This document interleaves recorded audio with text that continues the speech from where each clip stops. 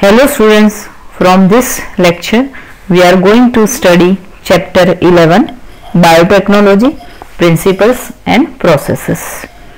First of all, let's understand what is biotechnology. Biotechnology deals with techniques of using live organisms or enzymes from organisms to produce products and processes useful to humans. In this sense, making curd, bread or wine, which are all microbe-mediated processes, could also be taught as a form of biotechnology. It is used in a restricted sense today to refer to such of those processes which use the genetically modified organisms, GM organisms, to achieve the same on a larger scale. Many other processes or techniques are also included under biotechnology. Some examples which are very common examples: in vitro fertilization. As you know very well, what is it? IVF, leading to a test tube baby, synthesizing a gene and using it, developing a DNA vaccine or correcting a defective gene. These all are parts of biotechnology. So, by studying this type of example, we can come to know exactly what is biotechnology. European Federation of Biotechnology (EFB) has given a definition of biotechnology, and it includes both traditional view and modern molecular biotechnology given by EFB, that is European Federation of Biotechnology. Now, principles of biotechnology. Many of this kind of biotechnology mention tools. By studying this, there are mainly two core techniques that are giving birth to modern biotechnology, and they are mentioned here. First one is genetic engineering and second one is bioprocess engineering. First, genetic engineering. As the term suggests, here the field or branch dealing with this, that is genetics. You know very well about genetics. What is genetics? And engineering means various techniques used in this field. That is the meaning of genetic engineering. Here, techniques to alter the chemistry of genetic material, that is DNA and RNA, to introduce this into host organisms and thus change the phenotype of the host organism. So this way, this genetic engineering, it deals with this type of DNA and RNA of organism and transfer of new genes to improve the function or trait into host organism and change the phenotype of the host organism.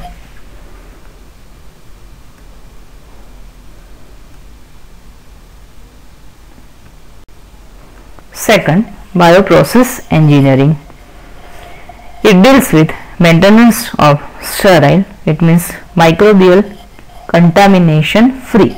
It is the meaning of sterile condition, and means in chemical engineering processes to enable growth of only the desired microbe or eukaryotic cell in large quantities for the manufacture of biotechnological products in large quantities, and it is like production of antibiotics, vaccines, enzyme and some other. So this way it is very useful to humankind. Now if we understand the process of the biotechnology, that is exactly genetic engineering, the development of genetic engineering, we can understand this way. As you know, the sexual reproduction and asexual reproduction, what is difference and their advantages of this reproduction method? The sexual reproduction is giving opportunity for variations and so formulation of unique combination of genetic setup, some of which may be beneficial to organism as well as population also. Asexual reproduction, it preserves the genetic information, but sexual reproduction permits variations. This way, traditional hybridization, these procedures used in plant and animal breeding very often lead to inclusion and multiplication of undesirable genes along with the desired genes. The techniques of genetic engineering, which include creation of recombinant DNA, that is use of gene cloning and gene transfer, to overcome this limitation and allow to isolate and introduce only one or a set of desirable genes without introducing undesirable genes into the target organism. So this way it is very useful technique.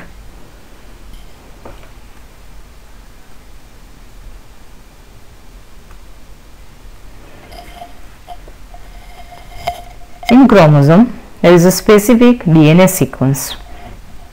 As you know, DNA undergo replication process, and the exact site it is known as origin of replication. DNA is transferred into a alien organism. It is possible through this genetic engineering technology. Most likely, the piece of DNA would not be able to multiply itself in the progeny cells of the organism, but when it gets integrated into the genome of the recipient, it may multiply and it can be inherited along with the host DNA, because the alien piece of DNA has become a part of chromosome, which has the ability to replicate. In a chromosome, there is a specific DNA sequence. It is known as origin of replication, which is responsible for initiating replication process. DNA is itself a replicating molecule. DNA molecule can reproduce new DNA molecule. Therefore, for the multiplication of any alien piece of DNA in organism, it needs to be a part of a chromosome which has a specific sequence which is known as origin of replication. Thus, an alien DNA is linked with the origin of this replication site and can replicate and multiply itself in the host organism also. This can also be called as cloning or making multiple identical copies of any template DNA.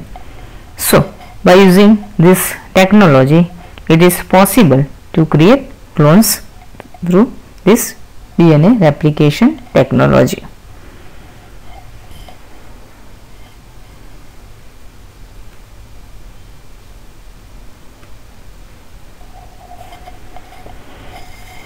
Construction of the first recombinant DNA emerged from the possibility of linking a gene encoding antibiotic resistance with a native plasmid of Salmonella, that is Typhimurium species. So, the organism is Salmonella typhimurium. Scientists named Stanley Cohen and Herbert Boyer in 1972. They isolated the antibiotic resistance gene by cutting out a piece of DNA from a plasmid which was responsible for conferring antibiotic resistance. Cutting of DNA at specific locations became possible with the discovery of the molecule seizure, which is known as restriction enzyme. So, restriction enzyme, this is known as molecular seizure, is having capacity to cut the DNA molecule from specific site or location.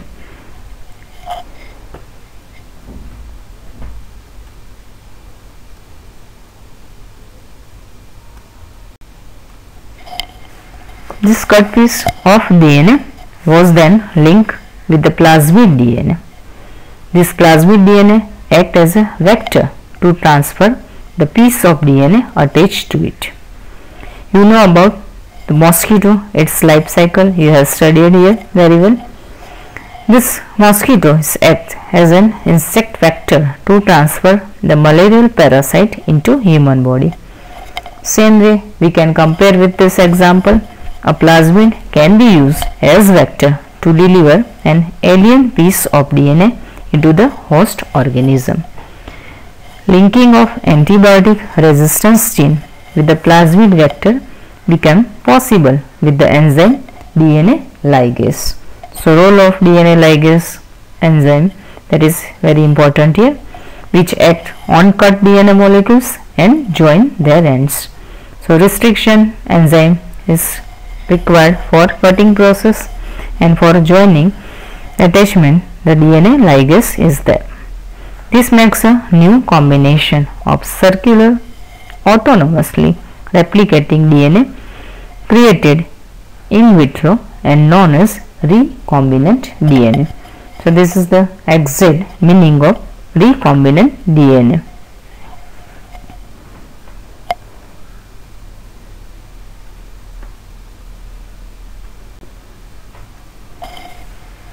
Now this recombinant DNA is transferred into Escherichia coli, E. coli. It could be replicated using the new host, that is DNA polymerase enzyme, and make multiple copies. It's one type of cloning. So this ability to multiply copies of antibiotic resistance gene in E. coli was called cloning of antibiotic resistance gene in E. coli. Recombinant DNA technology, we can also say it is a genetic engineering technology. It deals about the production of new combinations of genetic material. It's actually not naturally, artificially, by using various technology in laboratory. Recombinant DNA, that is rDNA molecules, are then introduced into host cells where they can be propagated and multiply. So this way this genetic engineering technology is used.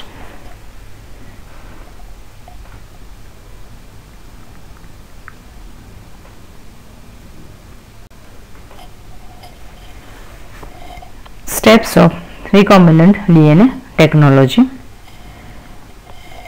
When we introduce this technology to an organism, mainly 3 steps are there. First one is identification of DNA with desirable genes. That is first step of this technology, that is identification of DNA with desirable genes. Second one, that is introduction of the identified DNA into the host. So this identified DNA or isolated DNA, now it is introduced to host body. Third one, maintenance of introduced DNA in the host and transfer of the DNA to its progeny. So mainly these 3 steps, they are useful for recombinant DNA technology.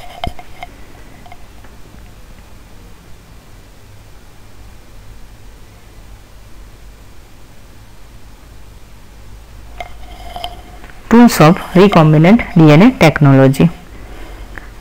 Now we know very well about genetic engineering, or we can also say about recombinant DNA technology. This can be accomplished only if we have the key tools. It means that the main tools which are required for this technique, recombinant DNA technology or genetic engineering, and we can say these are the main tools. First one, restriction enzymes. Second, polymerase enzymes. Third, ligase. Fourth, vector. And fifth one, that is host organism. So when we use this recombinant DNA technology by using any organism, cell or gene, at that time these 5 tools, they are very important for this technology, that is restriction enzyme, polymerase enzyme, ligase, vector and host organisms.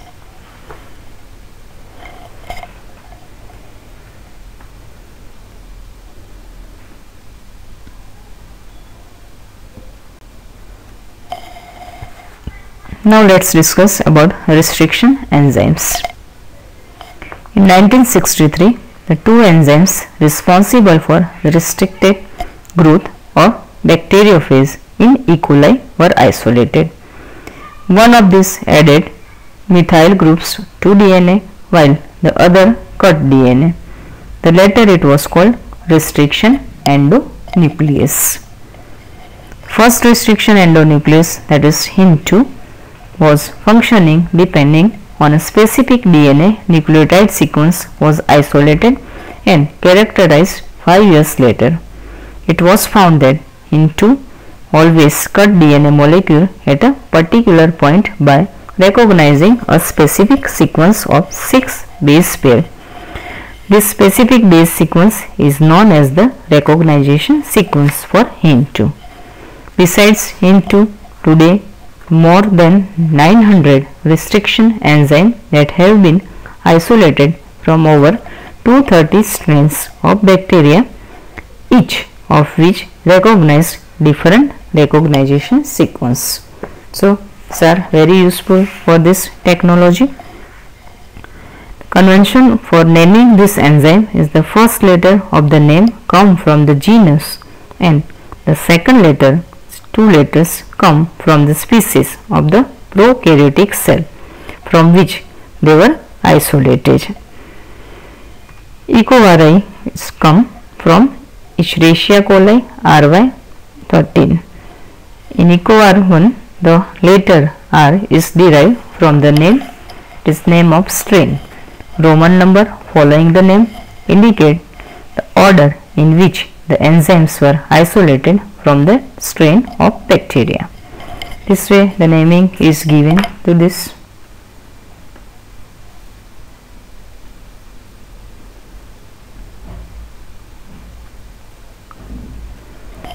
Each restriction endonuclease recognizes a specific palindromic nucleotide sequence in the DNA. Palindromes, it means the group of letters. It forms the same words when read both forward and backward. For example, this palindrome, the example, one term is there, one word is there, that is Malayalam.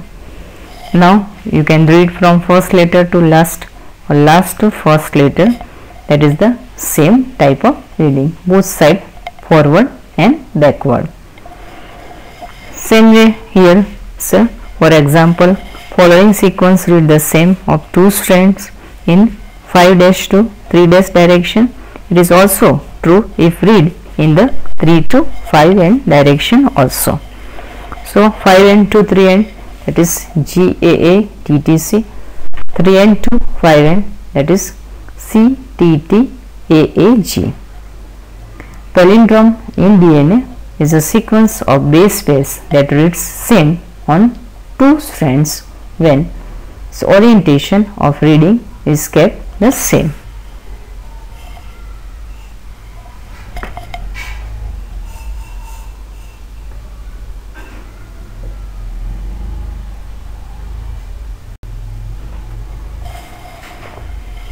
By studying this figure, we can get idea about steps in formation of recombinant DNA by action of restriction endonuclease enzyme, that is EcoR1.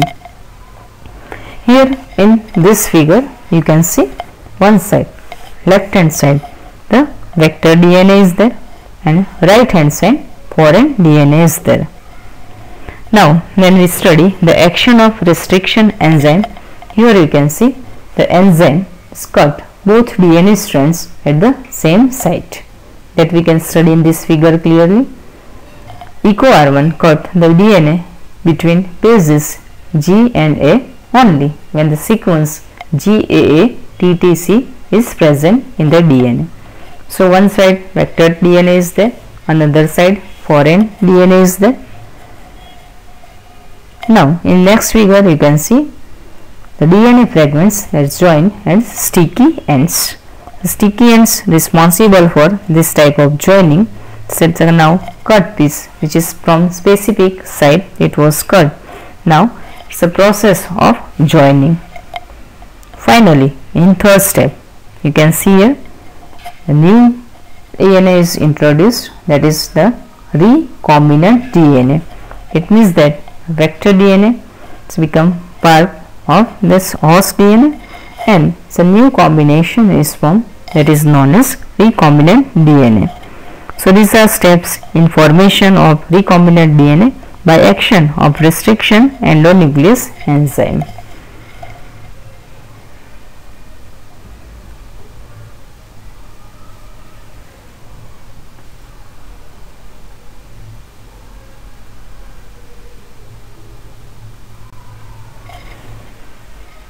Restriction enzymes, they cut the strand of DNA a little away from the center of the palindrome site between the same two bases on the opposite strand having sticky strand. The stickiness of the strand facilitates the action of the enzyme DNA ligase. Now you know very well, DNA ligase is responsible for joining.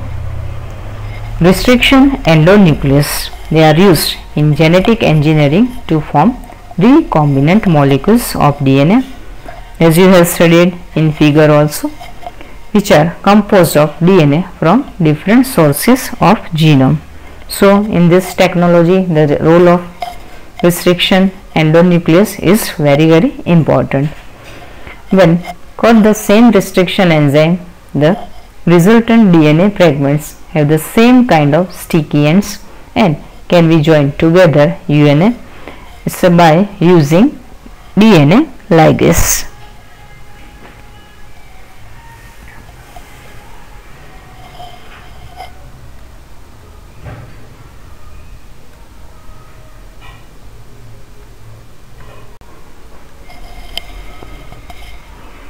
This figure is a diagrammatic representation of recombinant DNA technology.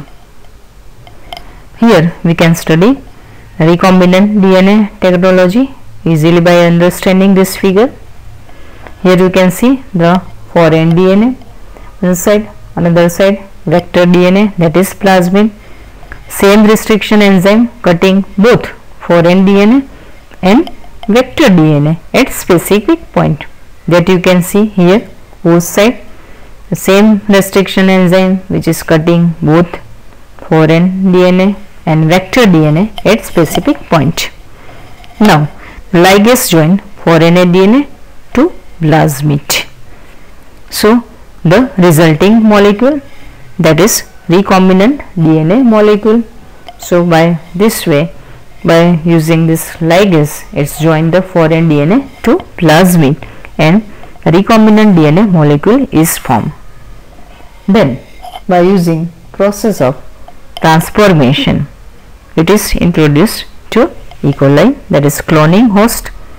Then cell divides, multiplication process take place, multiple division of cell division in this terrain, and large scale this production is achieved.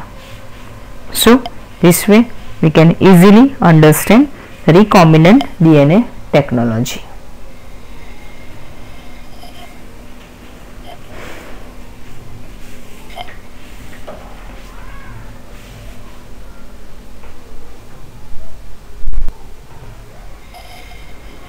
Separation and isolation of DNA fragments.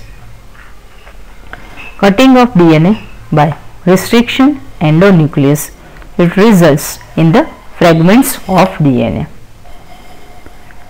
These fragments of DNA can be separated by a technique known as gel electrophoresis. Since DNA fragments are negatively charged molecules, they can be separated by forcing them to move towards the anode under the electric field through a medium matrix. Nowadays the most commonly used matrix is agarose, which is a natural polymer extracted from seaweeds. The DNA fragments separate, resolve according to their size through sieving effect provided by the agarose gel.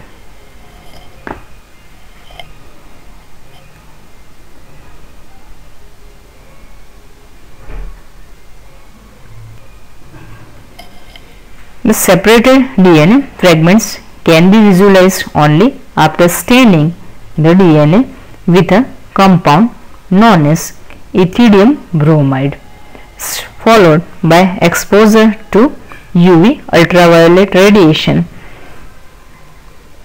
So you can see pure DNA fragments in the visible light and without staining.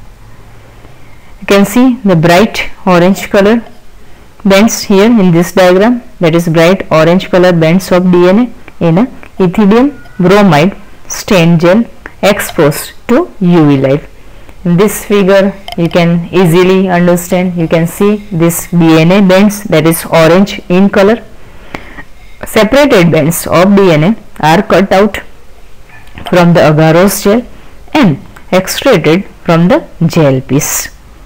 This step is known as a elution. The DNA fragments purified in this way are used in constructing recombinant DNA by joining them with cloning vectors. So this step, that is known as separation and isolation of DNA fragment.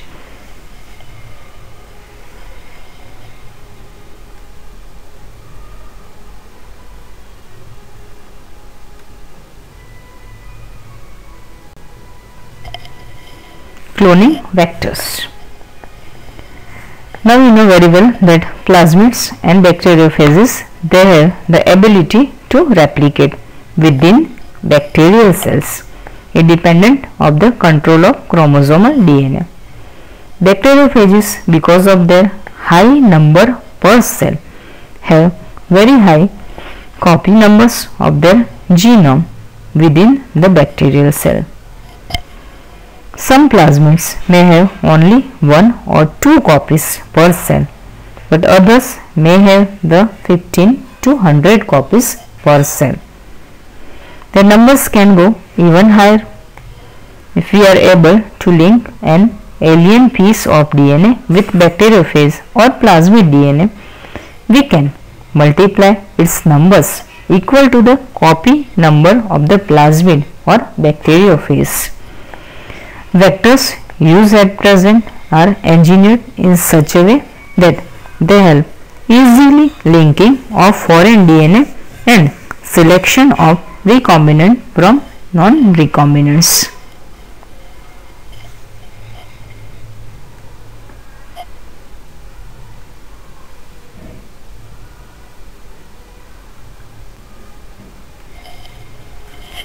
Now some features required to facilitate cloning into vector.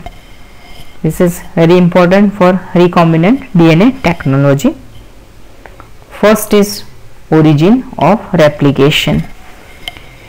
In short, it is also known as ORI.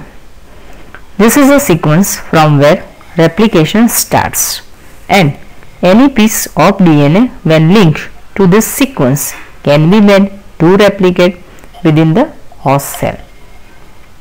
This sequence is also responsible for controlling the copy number of the linked DNA. So, if we want to recover many copies of the target DNA, it should be cloned in a vector whose origin support high copy number. So, this is the first feature known as origin of replication or ORI in short.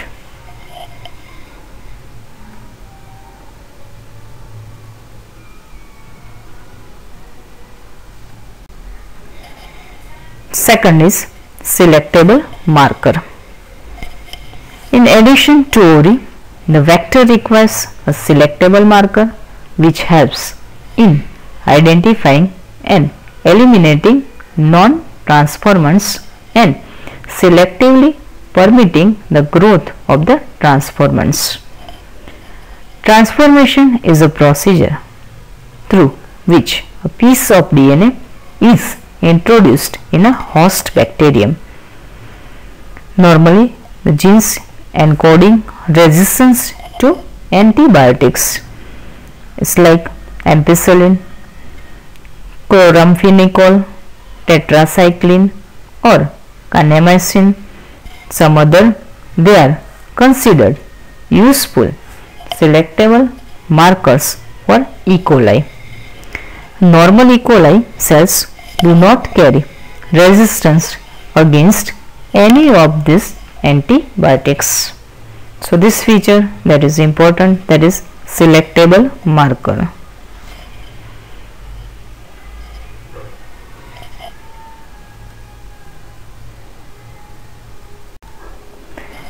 Third one, that is cloning sites. In order to link the alien DNA, the vector needs to have very few, preferably single, recognition sites for the commonly used restriction enzymes. Presence of more than one recognition sites within the vector will generate several fragments which will complicate the gene cloning. Ligation of alien DNA is carried out at restriction site present in one of the two antibiotic resistance genes. So this way the cloning sites, that is important feature of this recombinant DNA technology.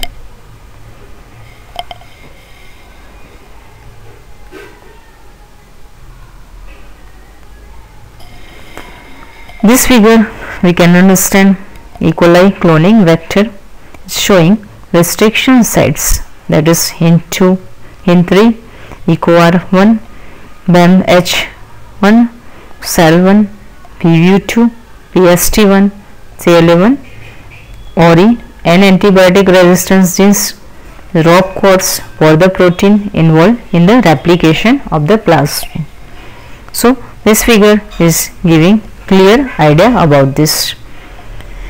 Can ligate a foreign DNA at the BMH1 site of tetracycline resistance gene in the vector, that is PBR322.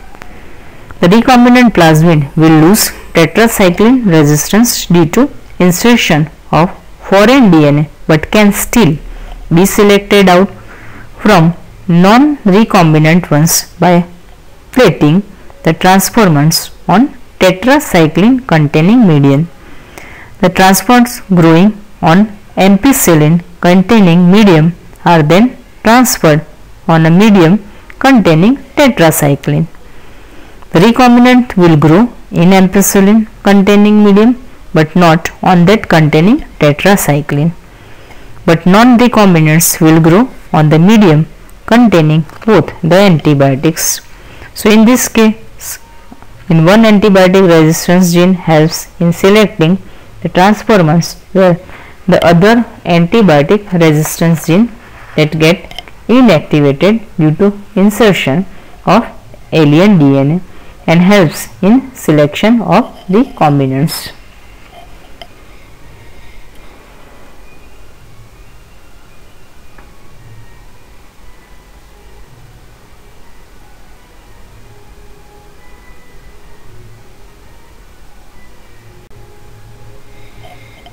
Insertional inactivation. Selection of recombinant due to inactivation of antibiotics is a cumbersome procedure because it requires simultaneously plating or on two plates having different antibiotics. Therefore, alternative selectable markers have been developed which differentiated recombinants from non-recombinants on the basis of their ability to produce color in the presence of a chromogenic substrates. In this, a recombinant DNA is inserted within the coding sequence of an enzyme, that is beta galactosidase. This results into inactivation of the gene for synthesis of this enzyme, which is referred to as insertional inactivation.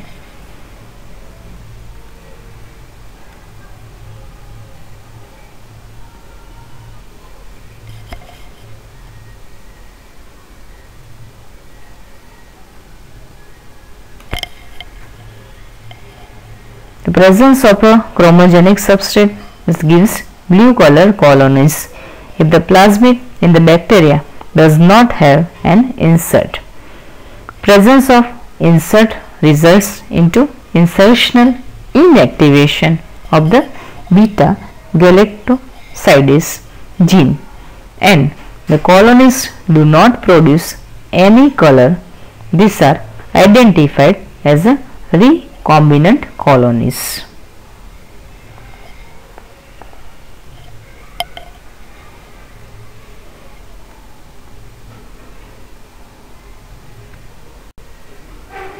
Fourth feature, that is vectors for cloning genes in plants and animals. It is interesting that we have learned the transforming genes into plants and animals from bacteria and viruses, which have known this for ages, how to deliver genes to transform eukaryotic cells and force them to do what the bacteria or viruses want. By this studying simple example, we can easily understand that Agrobacterium tumefaciens, a pathogen of several dicot plants, is able to deliver a piece of DNA known as tDNA to transform normal plant cell into tumor and direct these tumor cells to produce the chemicals required by the pathogens. Similarly, retroviruses in animals, they have the ability to transform normal cells into cancerous cells.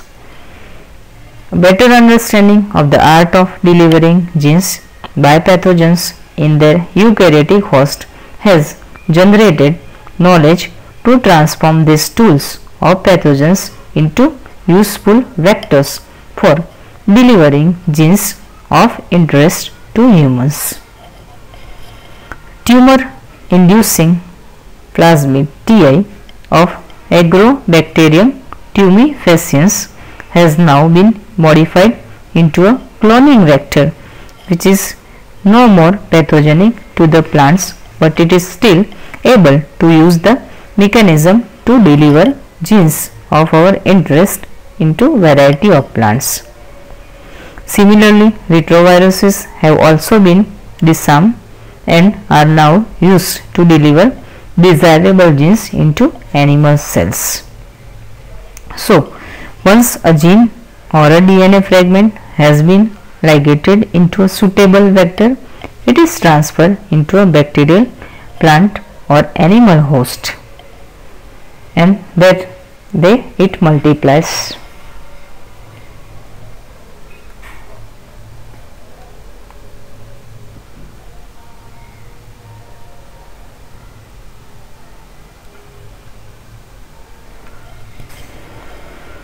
Competent host is for transformation with recombinant DNA. DNA is a hydrophilic molecule. It cannot pass through cell membrane. Why it is so?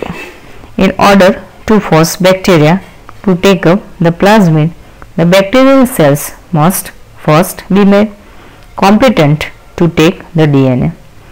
This is done by treating them with a specific concentration of a bivalent cation such as calcium, which increases the efficiency with which DNA enters the bacterium through pores in its cell wall.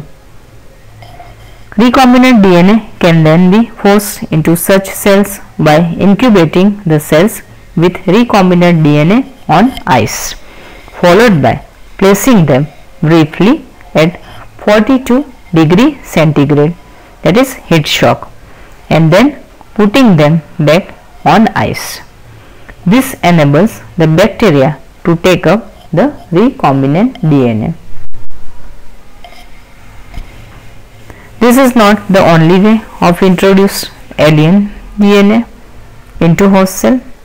Another method known as microinjection. Recombinant DNA is directly injected into the nucleus of animal cell.